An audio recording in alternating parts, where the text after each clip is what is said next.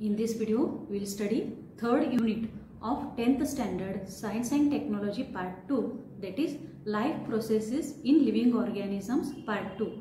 And in this unit, we will study sexual reproduction and sexual reproduction in plants and also human beings, and also reproduction and modern technology and reproductive health.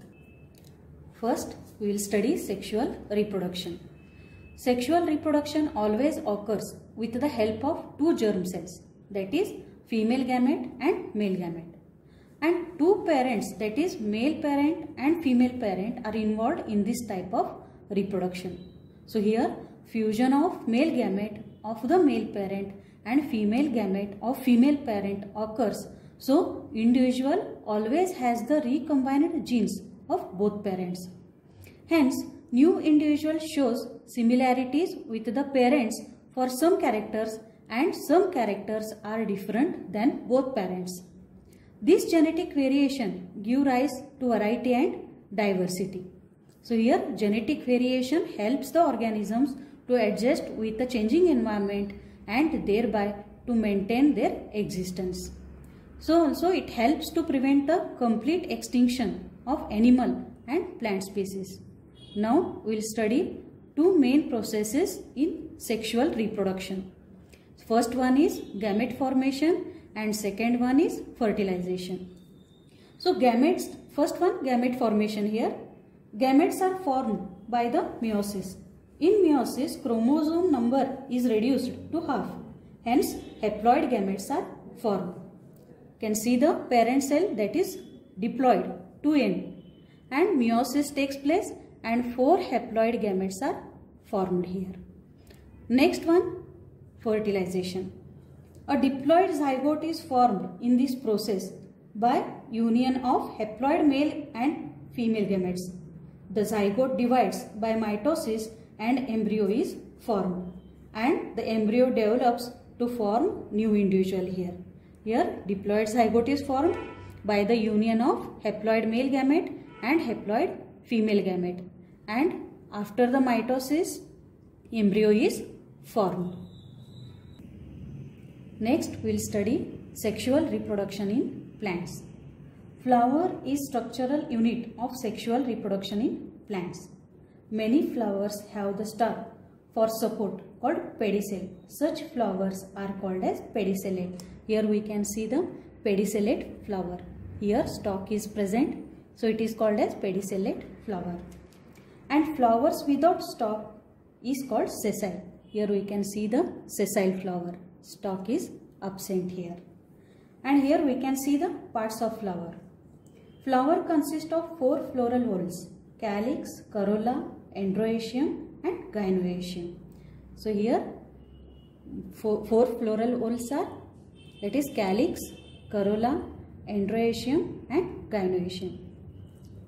Androecium and gynoecium are called essential whorls because they perform the function of reproduction. And calyx and corolla are called as accessory whorls because they protect inner whorls. So here members of calyx are called as sepals and they are green colored. Here we can see the sepals. So this is calyx. The members of calyx are called as sepals and they are green in color. And members of corolla are called petals and they are variously colored. So these are petals. They are the members of corolla.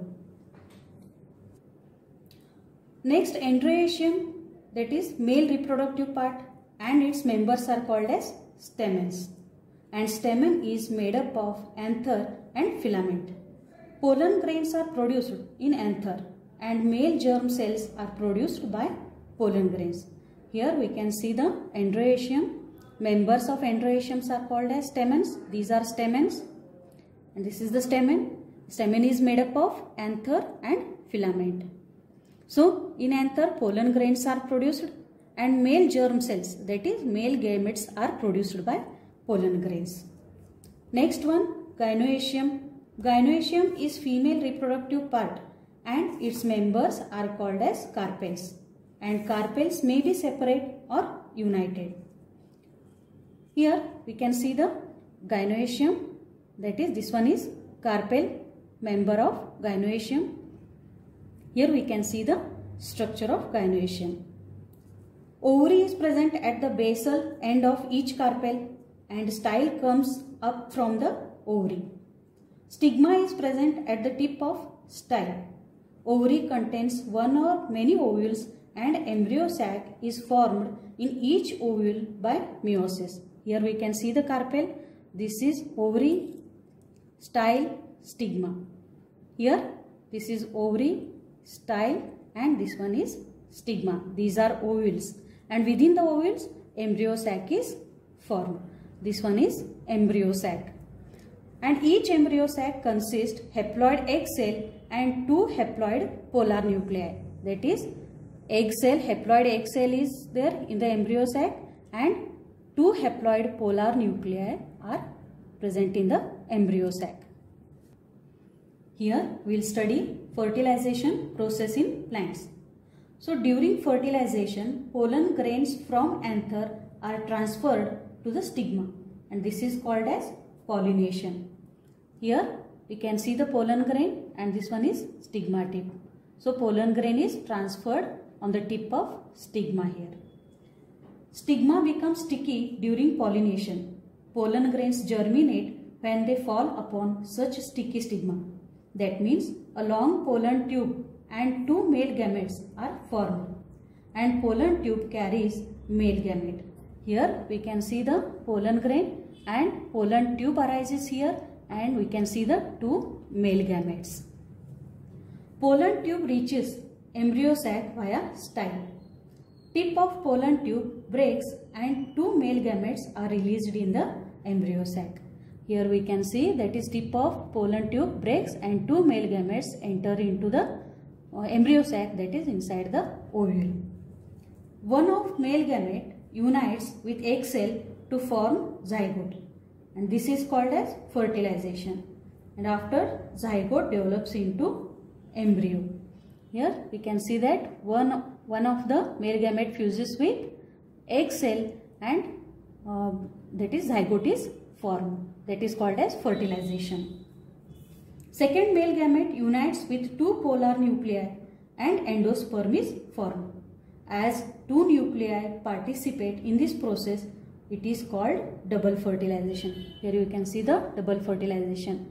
That is two polar nuclei and one male gamete fused, and endosperm is formed here. And this endosperm serves as a nutritive tissue for growing embryo. Next we will study pollination. Pollen grains from anther are transferred to the stigma. This is called as pollination. Here we can see the picture of pollination.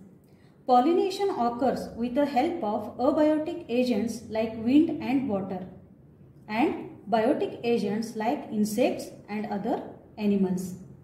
Here we can study types of pollination. First one is self-pollination and second one is cross-pollination. In case of self-pollination, when pollination involves only one flower or two flowers born on same plant, it is called as self-pollination. This one is self-pollination. Pollination takes place in a single flower or two flowers of a same plant. It is called as self-pollination. And in cross-pollination, if pollination involves two flowers born on two plants but of same species, it is called cross-pollination. Here we can see the cross-pollination. Two flowers are involved in cross-pollination but of different plants, but they are of a same species.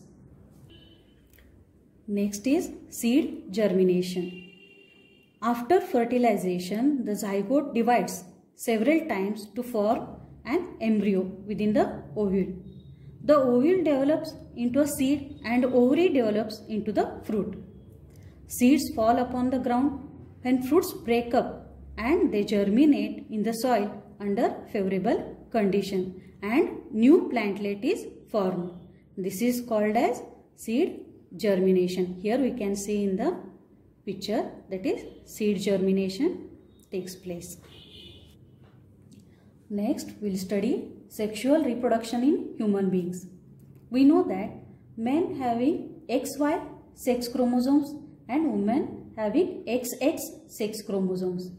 So, reproductive system with specific organs develops in the body of men and women due to these sex chromosomes only.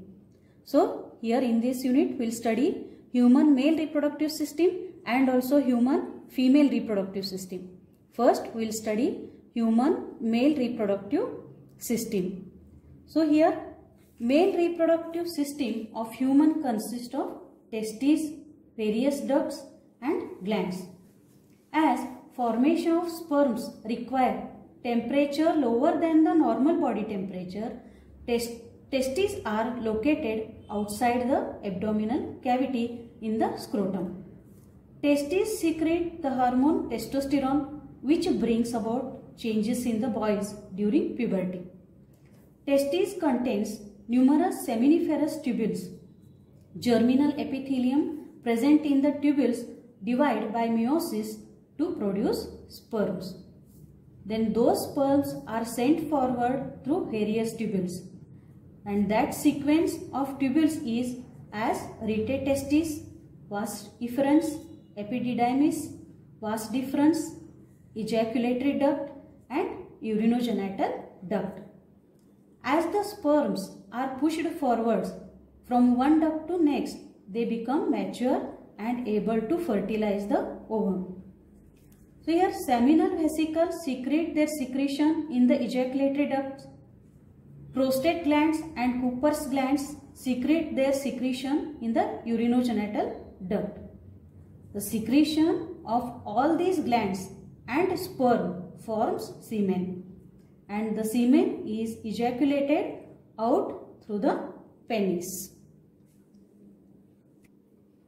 After the study of human male reproductive system, we will study human female reproductive system. All organs of female reproductive system are in abdominal cavity. It includes a pair of ovaries, a pair of oviducts, single uterus and vagina. Generally, every month an ovum is released in abdominal cavity alternately from each ovary. Free end of oviduct is funnel-like. An opening is present at the center of it and oocyte enters the oviduct through that opening. And here cilia are present on the inner surface of oviduct. These cilia push the oocyte towards uterus. Here we can see the human female reproductive system. These are the ovaries, this one is oviduct, this is uterus and this one is vagina. Here first we studied human male reproductive system and human female reproductive system, and next we will study how the gametes are formed. Here you can see the pictures of sperm and ovum. Sperm, that is male gamete, ovum, that is female gamete. Here both the gametes, that is sperm and ovum, are formed by meiosis. Sperms are produced in testes of men from beginning of maturation till death. And in case of women, at the time of birth, there are 2 to 4 million immature oocytes in the ovary of female fetus. An oocyte matures and is released from ovary every month from the beginning of maturity up to the age of menopause. That is approximately 45 years of age. Then what is menopause? Menopause is the stoppage of functioning of female reproductive system. In this stage, secretion of hormones controlling the function of female reproductive system either stops or becomes irregular. First, we will study about the formation of gametes. Next, we will study fertilization process in human beings. So, formation of zygote by union of sperm and ovum is called as fertilization, and fertilization is internal in humans. So in fertilization, semen is ejaculated in vagina during copulation. Sperms in the number of few millions starts their journey by the root of vagina. by the route of vagina, uterus and oviduct. One of those few million sperms fertilize the only ovum present in the oviduct. Here we can see that sperms enters through the vagina and they enter into the uterus and then in the oviduct. At the same time, oocyte or egg is released from the ovary and sperm fertilizes the egg. That is, fertilization process takes place in the oviduct. Next, development and birth. The zygote is formed after fertilization in the oviduct that undergoes repeated mitotic divisions and embryo is formed. Embryo is pushed towards the uterus. Once embryo reaches the uterus, it is implanted and further development occurs after implantation. An organ called as placenta is formed for supply of food material during the growth in uterus. Embryonic development is completed approximately within 9 months after the fertilization. Here we can see the zygote, that is fertilized egg. So it is then next comes in the oviduct. Here zygote divides repeatedly and here in the uterus, that is embryo is formed and this embryo is implanted in uterus.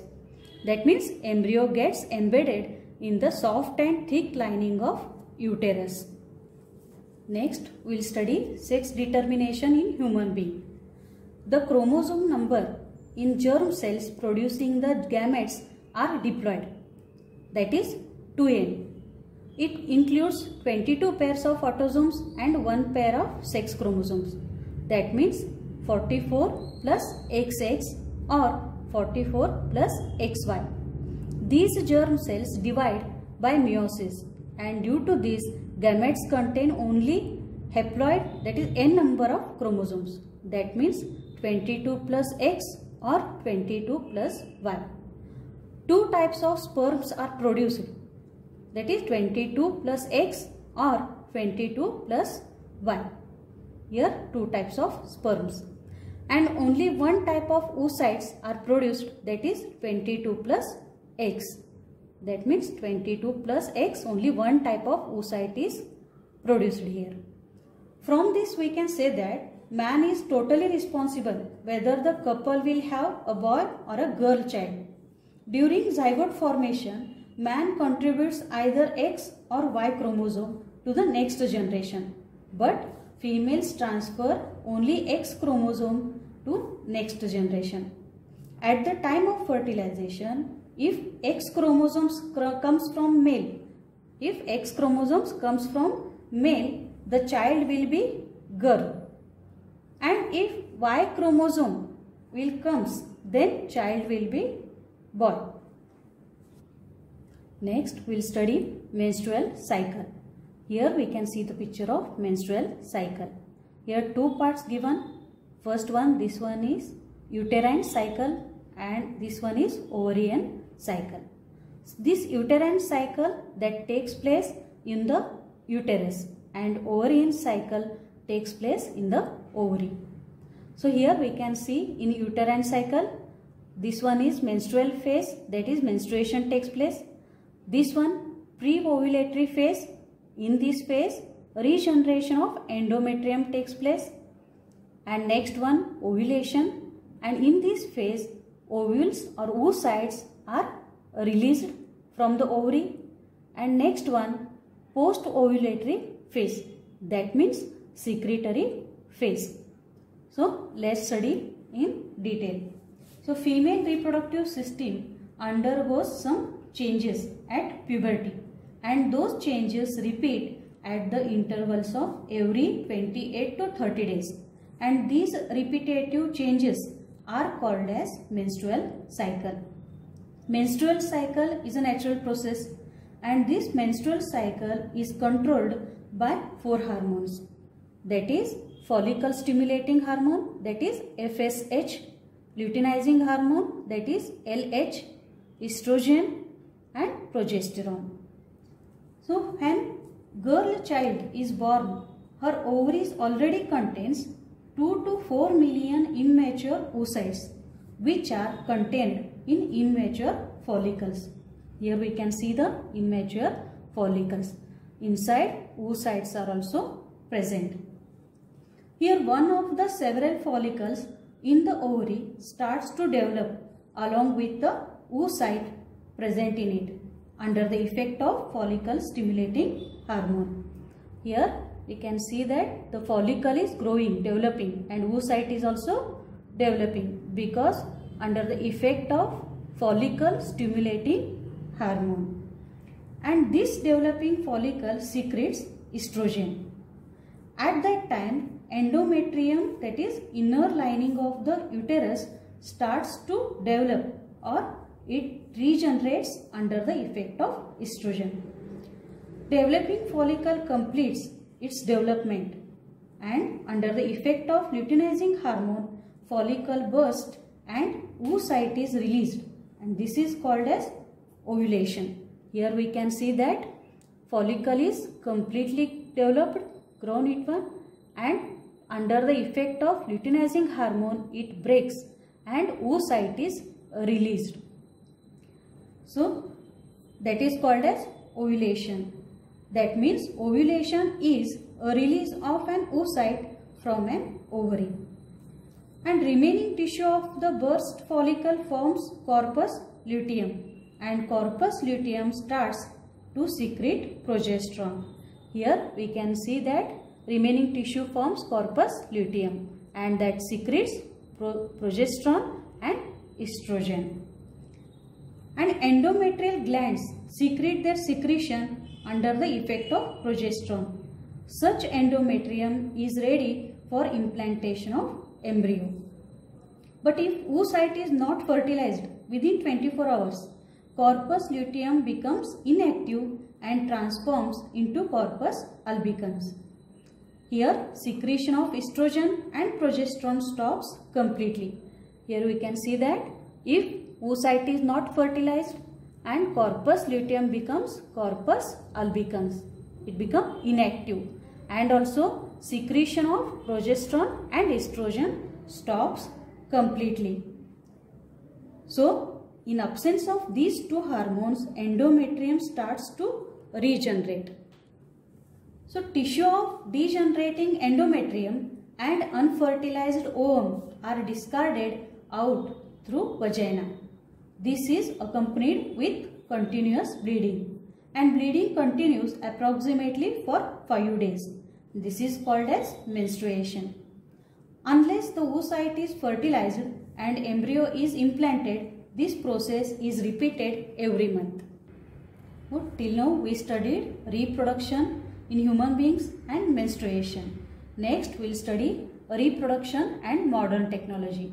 In that we will study in vitro fertilization, that is IVF, surrogacy, and third one sperm bank or semen bank. Many couples cannot have children due to various reasons. In case of women, irregularity in menstrual cycle, difficulties in oocyte production, obstacles in oviduct, difficulties in implantation in uterus, and many other reasons are responsible. And in case of males, absence of sperms in semen, slow movement of sperms, anomalies in the sperm are the some reasons. But now with the help of advanced medical techniques like IVF, that is in vitro fertilization, surrogacy, and sperm bank, the childless couples can have a child. Let's see these techniques. First we will study in vitro fertilization, that is IVF. So in this technique, fertilization is brought about in the test tube and the embryo formed is implanted in uterus of woman at appropriate time. IVF technique is used in case of those childless couples who have problems like less sperm count, obstacle in oviduct, etc. So next we'll study surrogacy. Some women have problems in implantation of embryo in uterus. In such case, women can take the help of this technique. So in this technique, oocyte is collected from the ovary of woman having problem in implantation in the uterus.